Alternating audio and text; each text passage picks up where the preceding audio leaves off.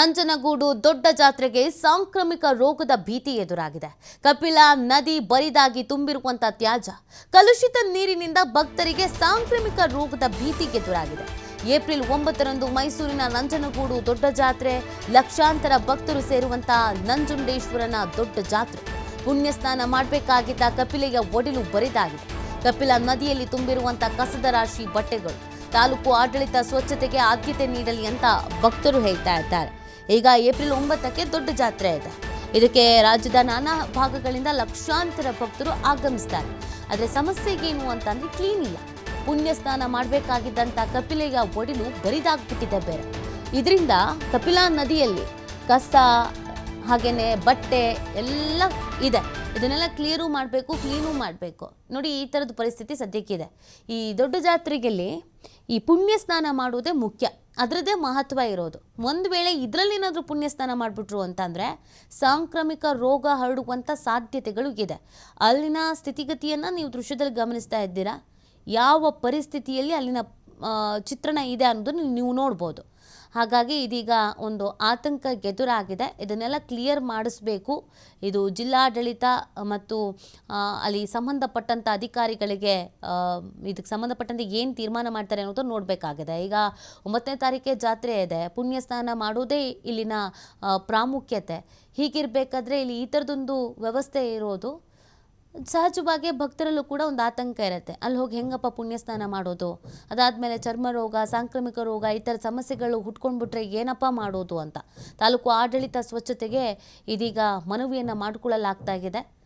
ಈ ಸ್ವಚ್ಛತೆಯನ್ನು ಮಾಡಲಿಲ್ಲ ಅಂತ ಅಂದರೆ ದೊಡ್ಡ ಜಾತ್ರೆಗೂ ಕೂಡ ಸಮಸ್ಯೆಗೆ ಎದುರಾಗಬಹುದು. ಭಕ್ತರು ಕೂಡ ಅಸಮಾಧಾನವನ್ನು ವ್ಯಕ್ತಪಡಿಸ್ತಾ ಇದ್ದಾರೆ.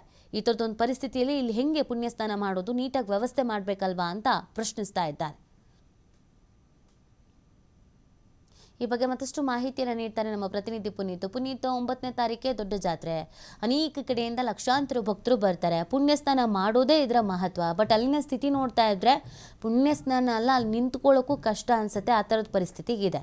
ಏನು ಹೇಳ್ತಾರೆ ಸಂಬಂಧಪಟ್ಟವರು? ಕ್ಲೀನ್ ಮಾಡಿಸ್ತಾರೋ ಮಾಡಿಸಲ್ವೋ? ಜಾತ್ರೆ ಹಿಂಗೆ ಮಾಡ್ತಾರಂತೆ, ಏನು ಕತೆ? ನೀತಿ, ಇದು ಕೇವಲ ಈಗಿನ ಒಂದು ಚಿತ್ರಣ ಅಲ್ಲ, ಬದಲಿಗೆ ಈಗ ಟಿ ನರಸೀಪುರದಲ್ಲಿ ನಡೆದಂತಹ ಕುಂಭಮೇಳ ಏನಿತ್ತು, ಆ ಒಂದು ಕುಂಭಮೇಳದ ಸಂದರ್ಭದಲ್ಲೂ ಕೂಡ ಕಪಿಲಾ ನದಿಯೇ ಪ್ರಮುಖವಾದಂತಹ ಒಂದು ನದಿ.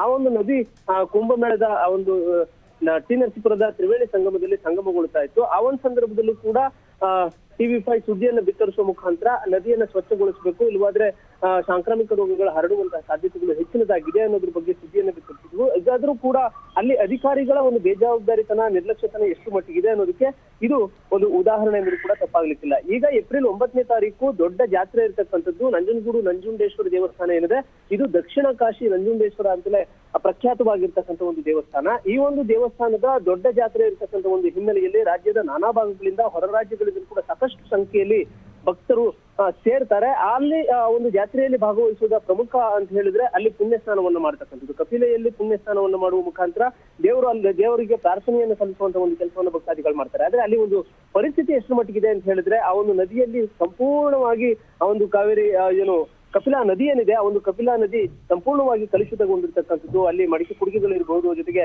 ಹಳೆಯ ಬಟ್ಟೆಗಳಿರ್ತಕ್ಕಂಥದ್ದು ಇರ್ಬಹುದು, ತ್ಯಾಜ್ಯಗಳಿರ್ಬಹುದು, ಇದೆಲ್ಲವೂ ಕೂಡ ತುಂಬಿರ್ತಕ್ಕಂಥದ್ದು. ಯಾಕೆಂತ ಹೇಳಿದ್ರೆ ನೀರು ಈಗ ಸ್ವಲ್ಪ ಮಟ್ಟಿಗೆ ಏನು ಕಡಿಮೆ ಆಗಿದೆ, ಬರಿದಾಗ್ತಾ ಇದೆ ಕಪಿಲಾ ನದಿ. ಆ ಒಂದು ಸಂದರ್ಭದಲ್ಲಿ ಸಾಕಷ್ಟು ತ್ಯಾಜ್ಯ ತುಂಬಿರ್ತಕ್ಕಂಥದ್ದು.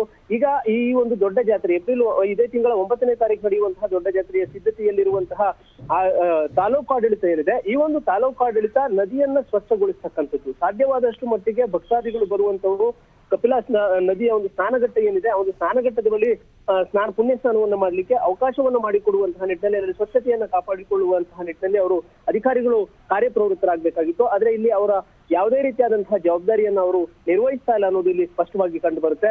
ಇದು ಕುಂಭಮೇಳದ ಸಂದರ್ಭದಿಂದಲೂ ಕೂಡ ನಡೆದುಕೊಂಡು ಬಂದಿರತಕ್ಕಂಥದ್ದು. ಇಲ್ಲಿ ಆ ಒಂದು ನದಿಯನ್ನು ಸ್ವಚ್ಛಗೊಳಿಸುವಂತ ಒಂದು ಕೆಲಸವನ್ನ ಮಾಡ್ಲಾಗ್ತಾ ಇಲ್ಲ. ಜೊತೆಗೆ ನಂಜನಗೂಡು ಪಟ್ಟಣದ ಒಂದು ಕಲುಷಿತ ನೀರು ಕೂಡ ಆ ಒಂದು ನದಿಯನ್ನ ಸೇರ್ತಾ ಇರತಕ್ಕಂಥದ್ದು ಕೂಡ ಇರತಕ್ಕಂಥದ್ದು. ಜೊತೆಗೆ ಇಲ್ಲಿ ವಾಮಾಚಾರಗಳು ನಡೀತಾವೆ. ಈ ಒಂದು ಸ್ನಾನಘಟ್ಟದ ಬಳಿ ಇದನ್ನೆಲ್ಲವನ್ನು ಕೂಡ ತೆರವುಗೊಳಿಸ್ತಕ್ಕಂಥ ಕೆಲಸವನ್ನು ಮಾಡ್ಬೇಕು ಅಂತ ಹೇಳಿ ಅಲ್ಲಿಯ ಸ್ಥಳೀಯ ಮುಖಂಡರುಗಳು ಕೂಡ ಒತ್ತಾಯವನ್ನು ಮಾಡತಕ್ಕಂಥ ಕೆಲಸವನ್ನು ಮಾಡಿದ್ರು. ಆದ್ರೆ ಯಾವುದೇ ರೀತಿಯಾದಂತಹ ಒಂದು ಸ್ಪಂದನೆಯನ್ನ ಇಲ್ಲಿ ಅಧಿಕಾರಿಗಳು ಕೊಡ್ತಾ ಇಲ್ಲ. ಹೀಗಾಗಿ ಚುನಾಯಿತ ಪ್ರತಿನಿಧಿಗಳಾಗ್ಲಿ ಅಥವಾ ಅಧಿಕಾರಿಗಳಾಗ್ಲಿ ಈಗ ಏಪ್ರಿಲ್ 9ನೇ ತಾರೀಕು ನಡೆಯುವಂತಹ ದೊಡ್ಡ ಜಾತ್ರೆಯ ಸಂದರ್ಭಕ್ಕಾದ್ರೂ ಆ ಒಂದು ನದಿಯನ್ನು ಶುಚಿಗೊಳಿಸುವಂತಹ ಒಂದು ಕೆಲಸಕ್ಕೆ ಮುಂದಾಗಬೇಕಾಗಿದೆ. ಅದನ್ನ ಕಾದ್ ನೋಡ್ಬೇಕಿದೆ. ಆ ಒಂದು ಕಾರ್ಯವನ್ನ ಮಾಡ್ಲಿಕ್ಕೆ ಮುಂದಾಗ್ತಾರೆ ಅಧಿಕಾರಿಗಳು ಅನ್ನೋದನ್ನ ನೀತಿ.